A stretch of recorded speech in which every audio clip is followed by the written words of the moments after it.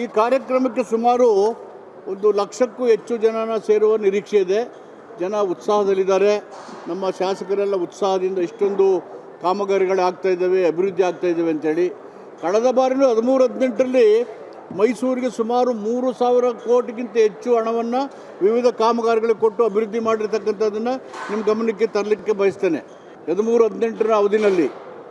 ಹೀಗಾಗಿ ನಾವು ಅಧಿಕಾರಕ್ಕೆ ಬಂದಂಥ ಎಲ್ಲ ಸಂದರ್ಭಗಳಲ್ಲಿ education, health, Ayurvedic institution, social welfare, roads, ನೀರಾವರಿ, ಈ ರೀತಿ ಎಲ್ಲ ಏರಿಯಾಗಳನ್ನು ಕವರ್ ಮಾಡಲಿಕ್ಕೆ ನಾವು ಪ್ರಯತ್ನ ಮಾಡ್ತಾಯಿದ್ದೇವೆ.